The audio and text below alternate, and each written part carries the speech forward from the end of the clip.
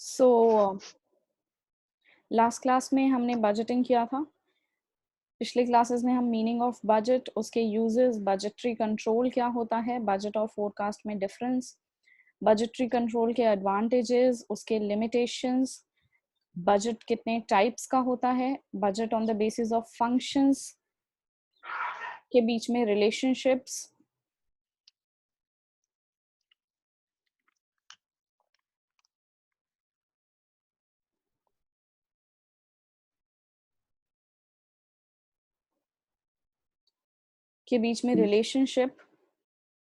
उसके बाद production budget, purchase budget, sales budget और कैश बजट के एग्जाम्पल्स हमने सॉल्व कर लिए थे।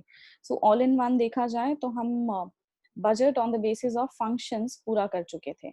इसके अलावा इन सारे फंक्शंस के जो बजट होते हैं उनका जो एक्यूमुलेशन होता है, जो समरी होता है, उसको मास्टर बजट कहते हैं। ये भी हम पढ़ चुके थे। आज की क्लास हमारी इस टॉपिक से शुरू होना जा रही है, therefore, which is types of budget on the basis of level of activity. Level of activity या कैपेसिटी यूटिलाइजेशन के बेसिस पर दो टाइप के बजट होते हैं, फिक्स्ड बजट और फ्लेक्सिबल बजट। फिक्स्ड बजट क्या होता है? फिक्स्ड बजट वो बजट होता है जो कि फिक्स्ड रहता है। फिक्स्ड रहता है यानी अनचेंज्ड रहता है। आप किसी भी लेवल पे ऑपरेट कर रहे हो बट आपका बजट जो है वो कांस्टेंट रहेगा, वो स्टेबल रहेगा। इस बजट को बनाया जाता है इस बात को ध्यान में रखते हुए कि जो आउटपुट और सेल्स है वो हम लोग काफी हद तक सही कैलकुलेट कर पाएंगे, यानी उसमें कुछ चेंजेस नहीं होंगे।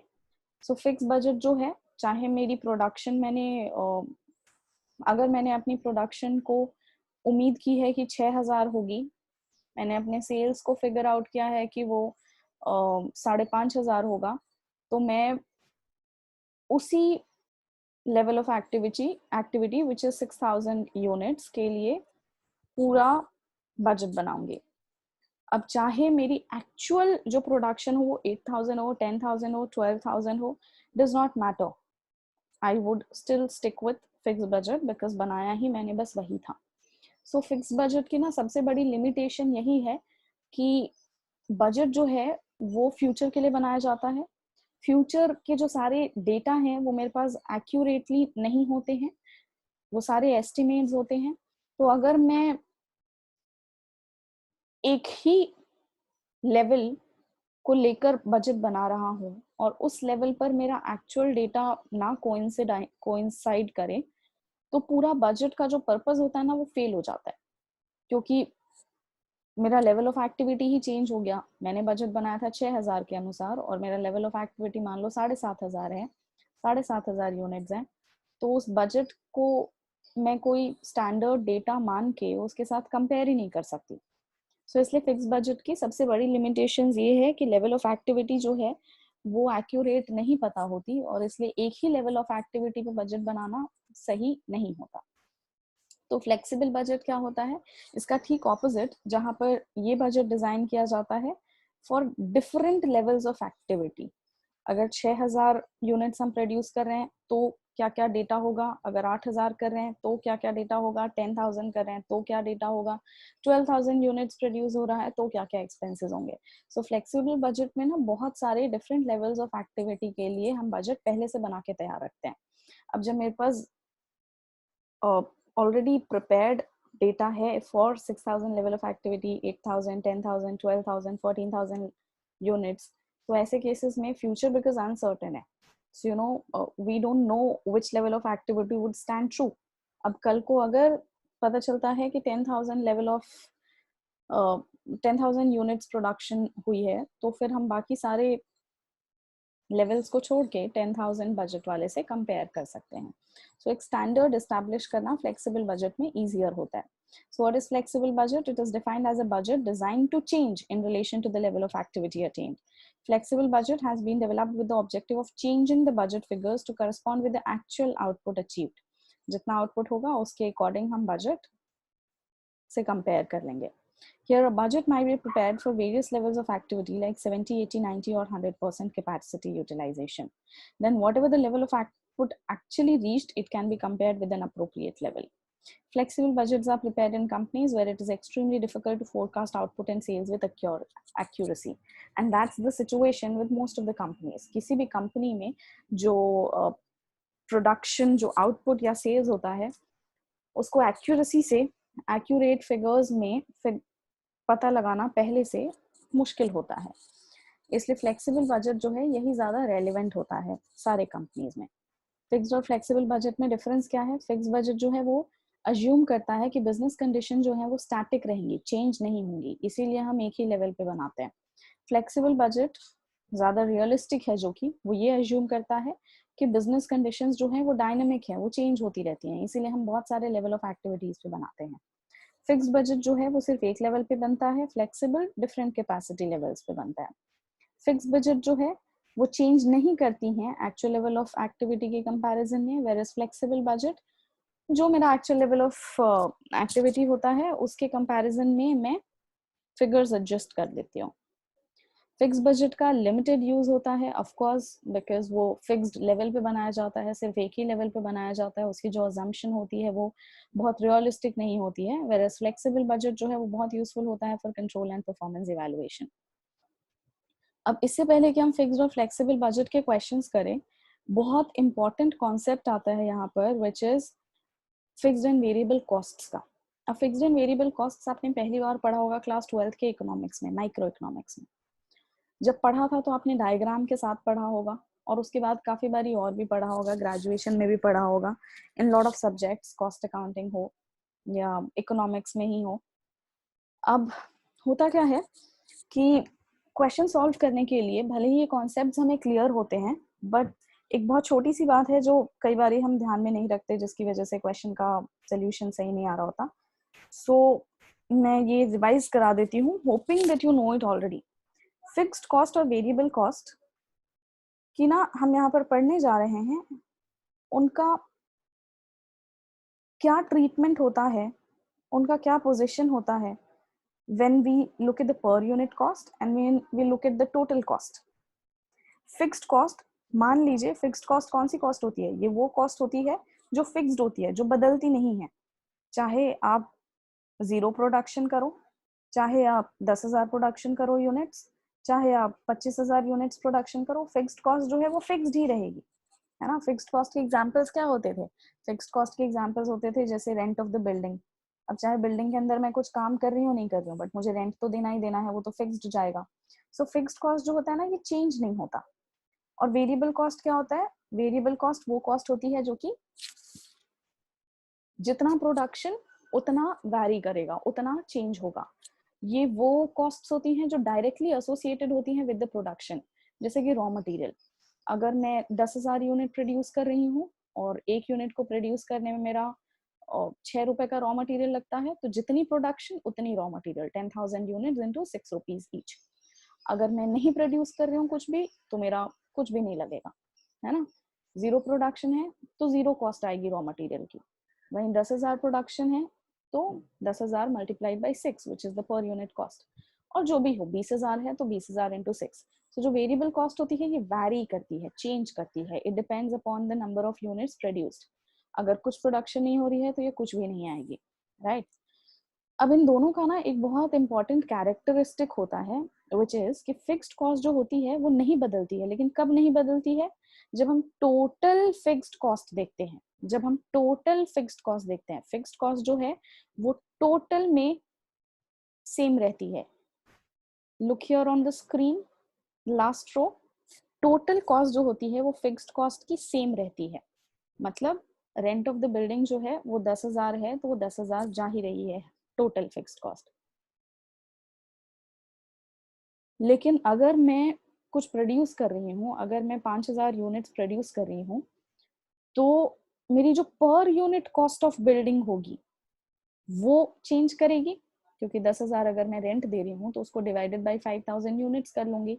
यानी हर यूनिट के ऊपर अगर मैं अपने फिक्स्ड कॉस्ट को अपॉर्शन करने की कोशिश करूँ, बांटने की कोशिश करूँ, तो 2 रुपए लग रहे हैं, है ना. सो फिक्स्ड कॉस्ट जो है ना उसका टोटल वैल्यू सेम रहता है, लेकिन पर यूनिट वो चेंज करता है. वहीं वेरिएबल कॉस्ट जो है, इसका पर यूनिट कॉस्ट जो है ना वो सेम रहता है, लेकिन टोटल चेंज करता है। जैसे 6 रुपए लग रहे हैं अगर रॉ मटेरियल बनाने के, 6 रुपए लग रहा है अगर रॉ मटेरियल लाने का, तो आप चाहे 20,000 यूनिट प्रोड्यूस करो, चाहे एक भी यूनिट ना प्रोड्यूस करो, चाहे 10,000 करो, चाहे 1 लाख करो, 6 रुपए का 6 रुपए ही रहेगा, है ना। लेकिन इसकी 6 रुपए पर यूनिट। लेकिन जब हम इसका टोटल कॉस्ट देखेंगे तो 6 multiplied by the number of units produced हो जाता है। सो इसका टोटल चेंज होता है बट पर यूनिट सेम रहता है। सो ध्यान रखने वाली बात क्या है, फिक्स्ड कॉस्ट जो है वो टोटल में सेम रहता है और वेरिएबल कॉस्ट जो है वो पर यूनिट कॉस्ट उसकी सेम रहती है। ठीक है, बस इतना ध्यान रखना, फिक्स्ड कॉस्ट का टोटल सेम रहता है और वेरिएबल कॉस्ट का पर यूनिट सेम रहता है, वेरिएबल कॉस्ट का पर यूनिट चेंज नहीं करता है। ठीक है, अब इसके बेसिस पे हम पहुंचते हैं क्वेश्चंस पे। अब क्वेश्चन में सीधे करते हैं, हम फ्लेक्सिबल बजट बनाना सीख रहे हैं। फिक्स बजट का प्रैक्टिकल क्यों नहीं कर रहे हैं, क्योंकि अगर हम फ्लेक्सिबल बजट में 60%, 70%, 80% 3 लेवल के लिए बना रहे हैं, तो बस एक लेवल के लिए यानी 60% के लिए बनाना कहलाएगा फिक्स्ड बजट। सो फिक्स्ड बजट कुछ अलग से ऐसा है नहीं जिसको सीखने की जरूरत पड़े, एंड देयरफॉर हम सीधे फ्लेक्सिबल बजट पे जा रहे हैं। So I am going to connect my writing pad, फिर स्टार्ट करते हैं।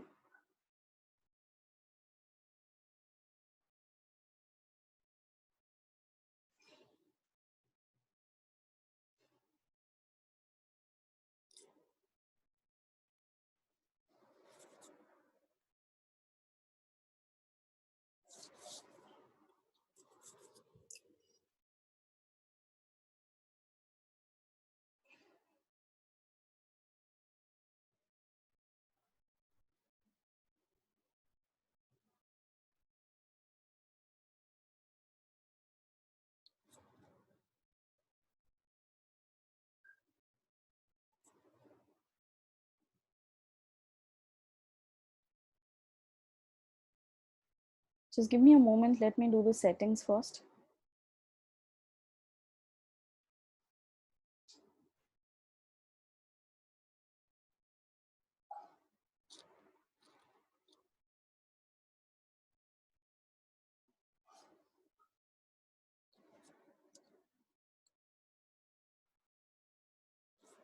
Okay, students, please tell me, can you see both the screen?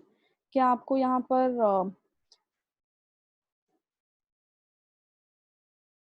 क्या आपको यहाँ पर सिर्फ मेरा प्रेजेंटेशन दिख रहा है या प्रेजेंटेशन के साथ साथ आईपैड भी दिख रहा है, आईपैड का स्क्रीन भी दिख रहा है?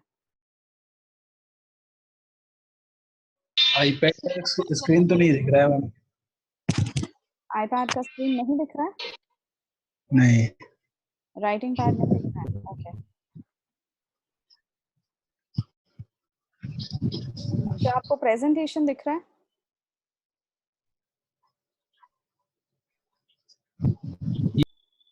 स्क्रीन दिख रहा है सबको? Can you see the question on the screen? Yes ma'am. Okay, yes ma'am.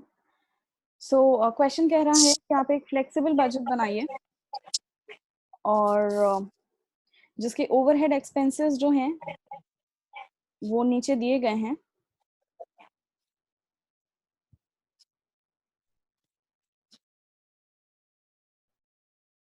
और आपको डिटरमाइन करना है overhead rates at 50%, 60% and 70% plant capacity. So ये 3 लेवल ऑफ एक्टिविटी है, 50%, 60% और 70% प्लांट कैपेसिटी। ये प्लांट कैपेसिटी होता क्या है? सबसे पहले तो प्लांट कैपेसिटी होता है, मान लीजिए मैंने कोई मशीन खरीदी अपने प्लांट के लिए, अपने फैक्ट्री के लिए मैंने कोई मशीन खरीदी। अब हर मशीन की कुछ ना कुछ कैपेसिटी होगी ना, कि वो कितना प्रोड्यूस कर सकता है, मैक्सिमम उसकी कितनी कैपेसिटी है, कि वो मशीन जो है वो मान लीजिए 1 करोड़ या 10 लाख या 10,000 प्रोड्यूस कर सकता है, इससे ज्यादा उसकी कैपेसिटी नहीं है। तो वो हो गई उसकी 100% कैपेसिटी। लेकिन क्या हम उसको उसके 100% कैपेसिटी पे ही हमेशा चला रहे होंगे? नहीं, जरूरी नहीं है। जितना डिमांड होगा उस हिसाब से चलाएंगे हम, क्यों मशीन को एक्सर्ट करेंगे, है ना। So that is what is meant by plant capacity. So 60% capacity की डिटेल्स आपको दी गई हैं और बोला गया है कि 50% और 70% पे भी आप बनाइए। So let's see how what information have been given to us? ये information हम लोग अपने notepads में note down भी कर लेते हैं. जो information दी गई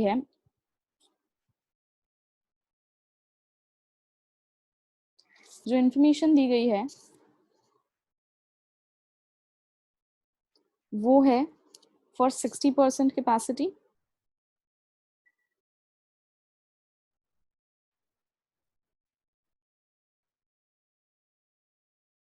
वेरिएबल ओवरहेड्स हैं हमारे फॉलोइंग. क्या क्या है वेरिएबल ओवरहेड्स? इनडायरेक्ट मटेरियल है 6000 का, इनडायरेक्ट लेबर है 18000 का, इनडायरेक्ट मटेरियल है 6000 का और इनडायरेक्ट लेबर है 18000 का. इसके अलावा मेरे को सेमी वेरिएबल ओवरहेड्स दिया हुआ है. वेरिएबल जो बिल्कुल चेंज करेगी डिपेंडिंग अपॉन द कैपेसिटी, और सेमी वेरिएबल जिसका कुछ पोर्शन फिक्स्ड है और कुछ पोर्शन वेरिएबल है. सो ये जो सेमी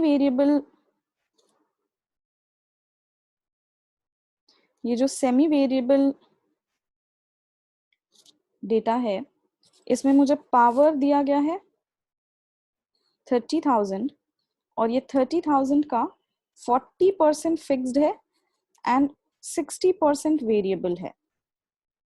40% फिक्स्ड है एंड 60% वेरिएबल है. ओके, नेक्स्ट डेटा है repairs and maintenance. Repairs and maintenance का अमाउंट दिया हुआ है 3000, जिसका 80% फिक्स्ड है एंड 20% वेरिएबल है. ओके, नेक्स्ट अमाउंट दिया हुआ है, सारे फिक्स्ड ओवरहेड्स हैं. फिक्स्ड ओवरहेड्स 3 टाइप के दिए हुए हैं मुझे.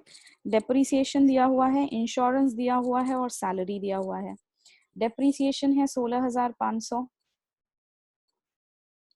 इंश्योरेंस है मेरी 4,500 और सैलरी है 15,000.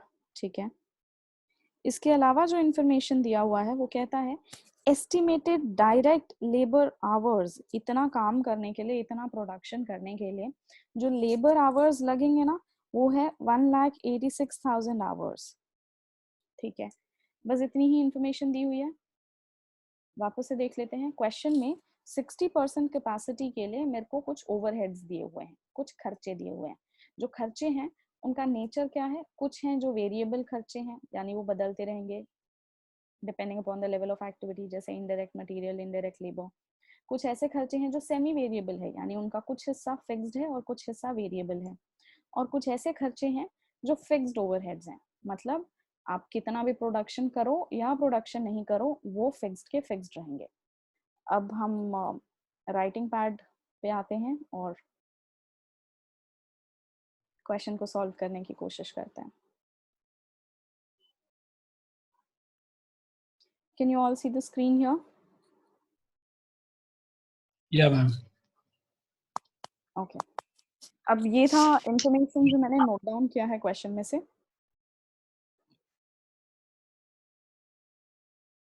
Increase the size of the, sorry.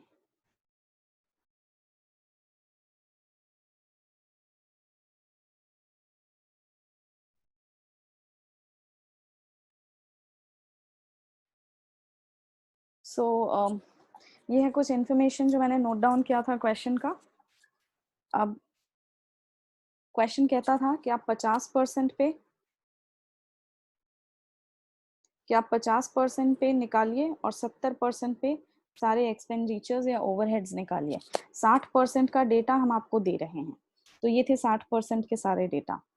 अब हम इस क्वेश्चन को सॉल्व करने की कोशिश करते हैं. अब क्वेश्चन जब भी सॉल्व करना हो ना, तो या तो क्वेश्चन आपको सीधे बोले कि आप ना टोटल कॉस्ट और पर यूनिट कॉस्ट दोनों निकाल के दिखाइए, या तो क्वेश्चन कुछ ना बोले. बेहतर ये रहता है कि क्वेश्चन कहे या ना कहे, हम अपने क्लैरिटी के लिए टोटल और पर यूनिट कॉस्ट दोनों साथ के साथ निकालते हुए चले. पर यूनिट कॉस्ट साथ के साथ निकालते हुए चले. This is what is advisable. So देखते हैं. क्वेश्चन का फॉर्मेट क्या होगा, यहाँ पर हम लेते हैं 70% कैपेसिटी का प्रोडक्शन, यहाँ पर हम लेते हैं 60% का जो ऑलरेडी दिया हुआ है, और यहाँ पर हम लेते हैं 50% का।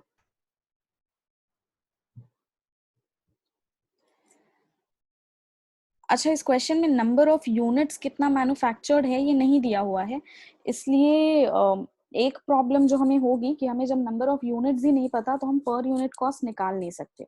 सो इस क्वेश्चन में ना हमारा सिर्फ एक ही टेबल रहेगा, एक ही कॉलम रहेगा, which is that of the total cost. 50% level है तो कितना प्रोडक्शन हो रहा है, 60% है तो कितना हो रहा है, और 70% है तो कितना हो रहा है। अब अमाउंट्स देखते हैं। सबसे पहला खर्चा हमें दिया हुआ था पीछे वाले पेज पे जो हमने नोट डाउन किया है कि इनडायरेक्ट मटेरियल लग रहा है 6000। इनडायरेक्ट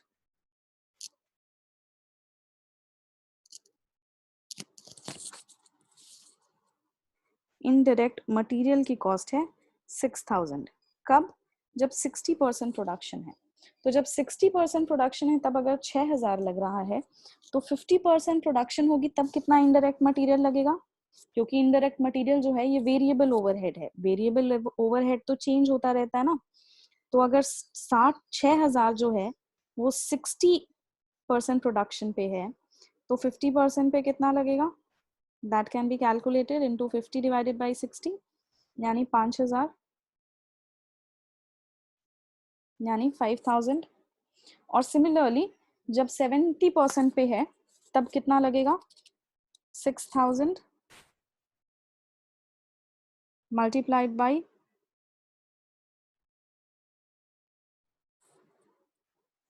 70 डिवाइडेड बाय 60, यानी 7000। अब यहाँ पर ना मुझे बस आप लोगों को ये सिखाना था कि हो कैसे रहा है, इसलिए मैंने ये मल्टीप्लाई करके दिखाया। अब आप लोग अपने नोटबुक में इसको वर्किंग नोट्स में नोट कर लेना। यहाँ पे स्पेस मुझे यूटिलाइज करना है, इसलिए I am going to rub this. ये 5000 कहाँ से आया अभी आपको करके दिखा दिया था, और सिमिलरली 7000 कहाँ से आ रहा है वो भी करके दिखा दिया। ये आप लोग अपने वर्किंग नोट्स में लिखेंगे। चाहे तो हम यहाँ पे वर्किंग नोट्स साथ के साथ बना भी लेते हैं। वर्किंग नोट, पहला वर्किंग नोट क्या है हमारा,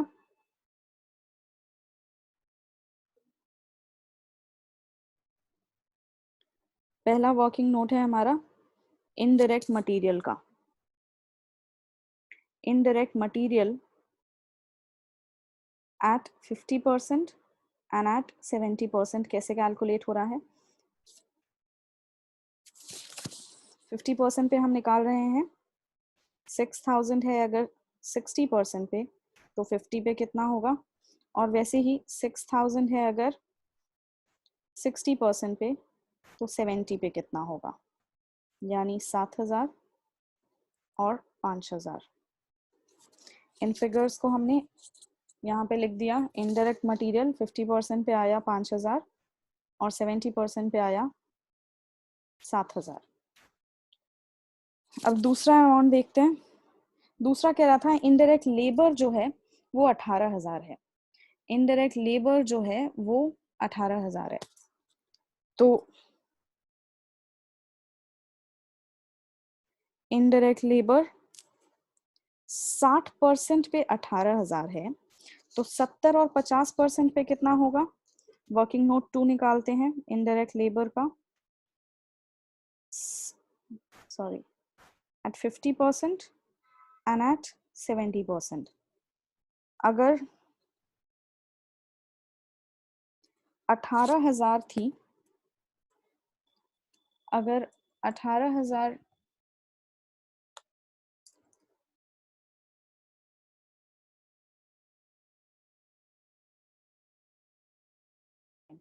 लेट्स स्टार्ट। इनडायरेक्ट लेबर अगर 18000 थी मेरी 60% की वैल्यू, तो 70% पे कितनी वैल्यू होगी, multiplied by 70 and divided by 60। Similarly 50% की वैल्यू कैसे निकालेंगे, 18,000 multiplied by 50 divided by 60. So this would be 15,000 and the indirect labor here would be 21,000. Previous sheet पे जाके इसको नोट डाउन करते हैं. इनडायरेक्ट लेबर वर्किंग नोट से आ रहा है हमारा 15,000 and 21,000. So let's just note it down.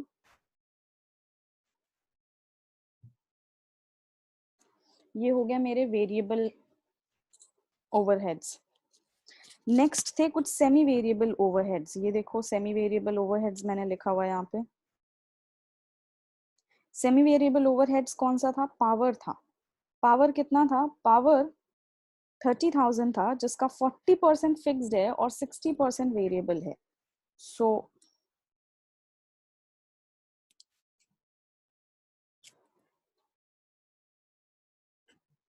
Next is power. 60% में पावर का अमाउंट है 30,000 और इस 30,000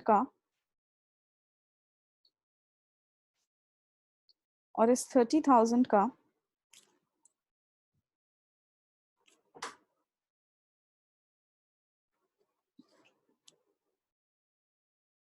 वर्किंग नोट 3 पावर की वैल्यू है 30,000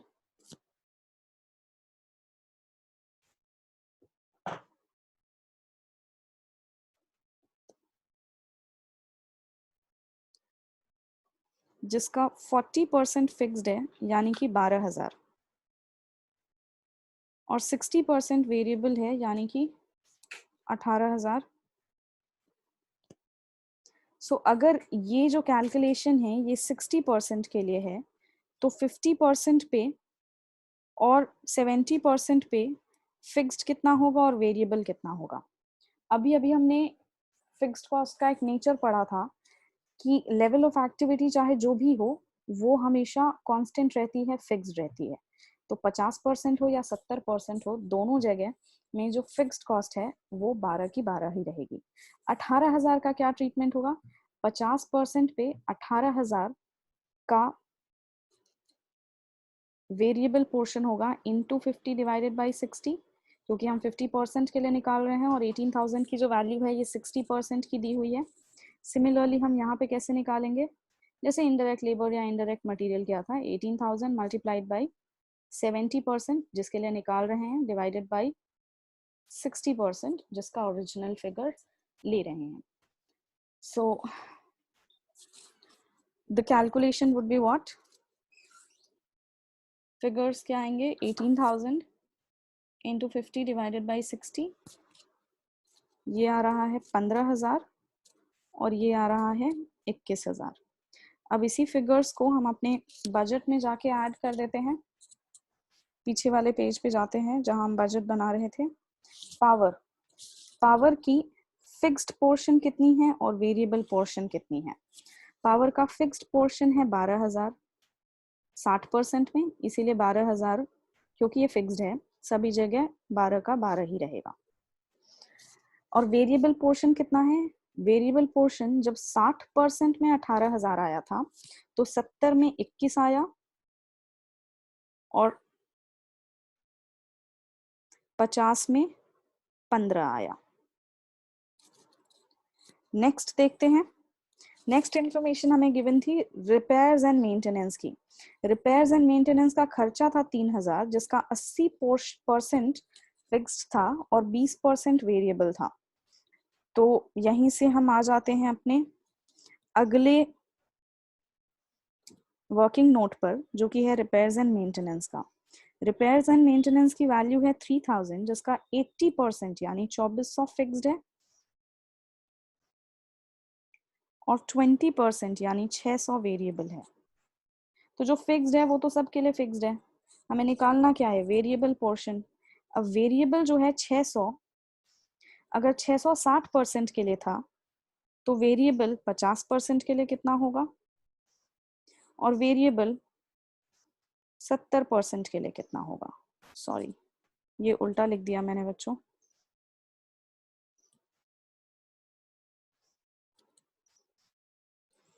अगर 600 था 60% के लिए तो 50% के लिए कितना होगा एंड सिमिलरली 70% के लिए कितना होगा? So that would be 500 and 700 respectively. 500 यहाँ पर और 700 यहाँ पर। अब इन्हीं फिगर्स को वहां पे जाके नोट डाउन कर देते हैं हमारे मेन आंसर शीट में। अगला क्या है, repairs and maintenance. Repairs and maintenance की फिक्स्ड वैल्यू कितनी है, 2400।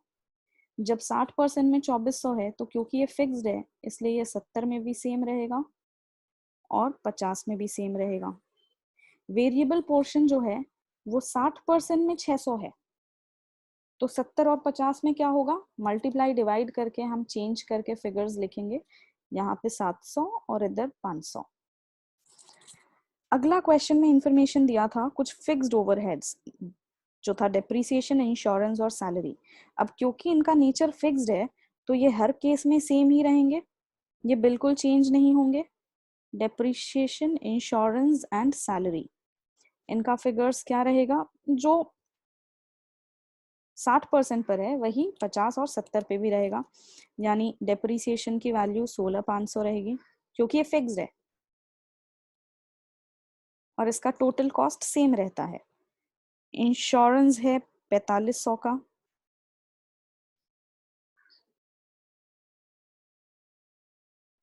और सैलरी है 15,000 की। अब जब हम ये सारी चीजें लिख लेंगे तो हमें पता चलेगा कि टोटल ओवरहेड कितना आ रहा है, टोटल ओवरहेड कितना आ रहा है। अब कैलकुलेट करते हैं 50% के लिए टोटल ओवरहेड 20,000 और 12, 22,000 प्लस 17,400 प्लस 17,000, यहाँ आ रहा है हमारा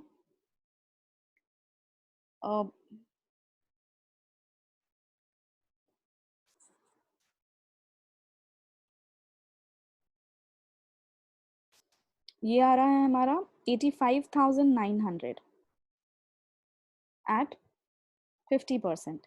60% में हमारा टोटल ओवरहेड्स आ रहा है 93,000 और 70% में आ रहा है 1,01,00,000।